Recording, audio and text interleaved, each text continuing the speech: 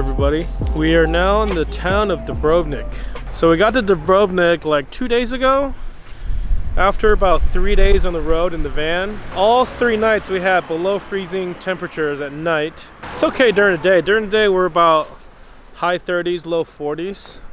So it's tolerable. We haven't been in this cold a temperature in the van since we built it. So it was a good test to see how everything works out, especially our heater, which is working really well.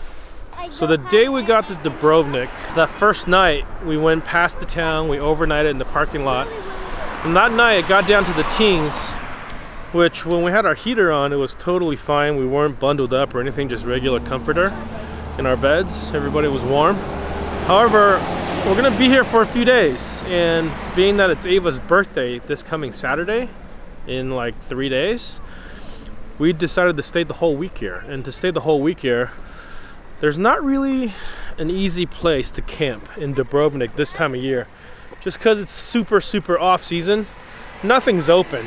So we called a bunch of campgrounds, we looked up a bunch of places. Nobody has their campground open. What we really want is a place where we can camp in the van, have electrical hookups so we can run our electric space heater, and also have shower and bathroom, which this time of year is just super hard to come by. Being that it's a big city, it's hard to find a place that's close to the town that we can walk through and be able to explore Dubrovnik. So we decided to get an Airbnb. Also, because it's the off season, we got a place for 30 bucks a night, and that's about 1.5 miles walking to town. We're walking right now to see just how far it is. So far so good, we're about halfway there. I think campgrounds are more expensive than Airbnbs right now. Since we have to pay per person, and then you pay for electricity on top of that. So it's like all these small charges that add up. Even if they are open, during the season anyways, they're like $30 or 30 euros a night. That includes just the 2 main adults and the camper. And you pay per additional person.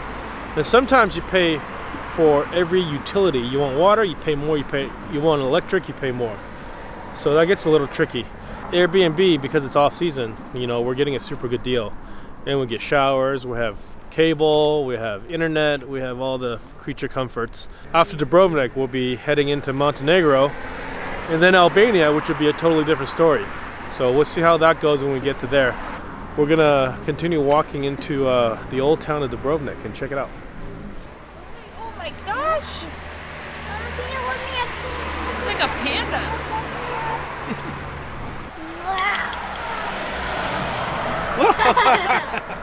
You didn't know that was coming, did you?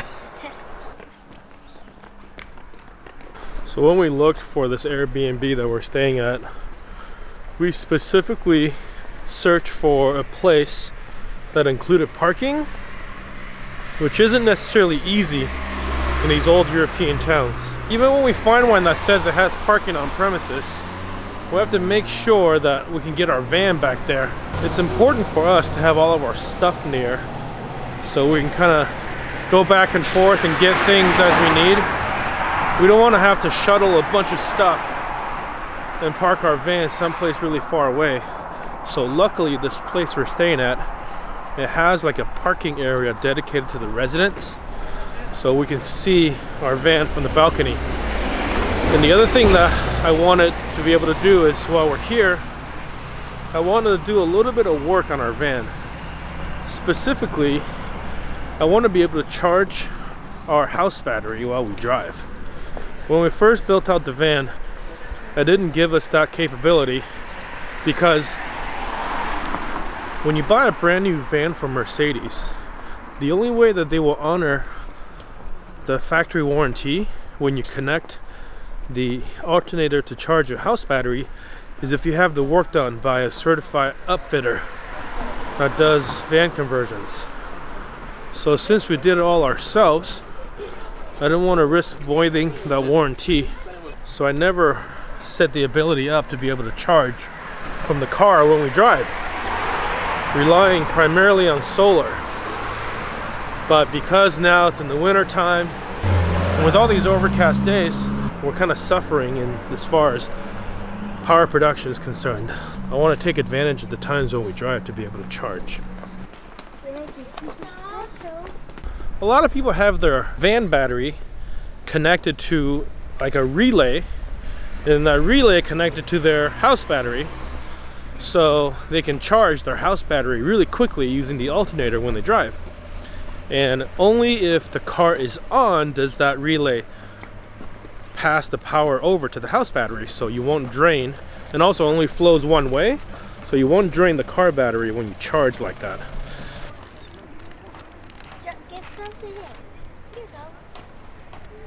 So the nice thing about charging using your vehicle's alternator is that it puts in a lot of amps really fast. But that's also potentially a downside, because when you have AGM batteries like ours that are not lithiums, they can't generally take on that much power all at once. So it's actually better to use a smart charger. So we have one of these Noco Genius 7.2 amp battery chargers. So what I'm doing, it's not the most efficient way, is I've got a 400 watt pure sine wave inverter. So I got that connected to the car battery with the van's starting battery, and then from the starting battery, from the inverter, I'm plugging in my Noco Genius 7.2 amp charger, and I'm using that smart charger to charge the house battery. So yeah, that's the project I'm working on while we're here, just so that when we leave here we'll be able to charge our van's house battery while we drive. I mean, I know it's a very inefficient way to convert from DC to AC and then back to DC again, but this ensures that I don't void the van's warranty, and also I don't damage the battery. And yeah, we're here. It's a 1.6 mile walk, but we're here at the castle walls of the old town of Dubrovnik.